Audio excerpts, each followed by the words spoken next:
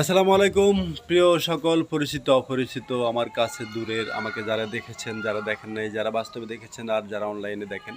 তো আপনারা অনেকেই জানেন আমি একজন রেস্টুরেন্ট ওয়েটার, আমি একজন কর্মজীবী মানুষ। তো পাশাপাশি আমি ভিডিও করে আপনাদেরকে কিছু সচেতনতামূলক বার্তা দেই।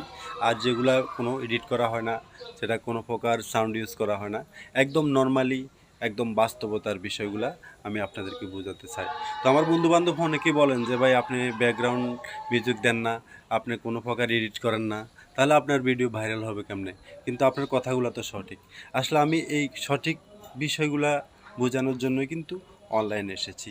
আমি অনলাইনে এসে যে কন্টেন্ট ক্রিয়েটর হয়ে যাব, বড় সেলিব্রিটি হব, বা অনলাইন থেকে আয় করে আমার জীবনযাপন করব, ওই স্বপ্ন কিন্তু আমি কখনো দেখি নাই।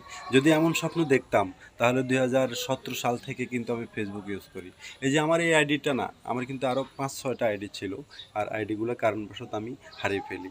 কারণ আমি এমন কোনো স্বপ্ন দেখিনি যে আমি ফেসবুক থেকে আয় করব, ফেসবুকের সেলিব্রিটি হব এবং ফেসবুক নিয়েই আমি পড়ে থাকব। হ্যাঁ, আমি ফেসবুক নিয়ে পড়ে থাকি, ফেসবুক নিয়ে কাজ করি। কারণ ফেসবুক হচ্ছে বর্তমান পৃথিবীর সবচেয়ে জনপ্রিয় একটা প্ল্যাটফর্ম।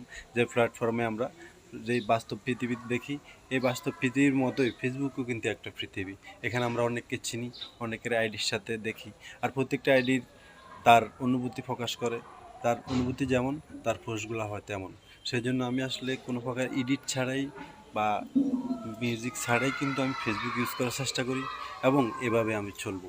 তো আমি আবার বলতে চাই, যারা ফেসবুক ইউজ করেন তাদের কাছে আমার অনুরোধ, আপনারা ভালো বিষয়গুলো সাপোর্ট করেন, সঠিক পথে চলেন এবং মানুষকে বাস্তবতা বোঝানোর চেষ্টা করেন। আর আপনার যদি ভালো কোনো প্রকার মন মানসিকতা থাকে সেটা প্রকাশ করেন। আল্লাহ হাফেজ, সবাই ভালো থাকেন। আসসালামু আলাইকুম।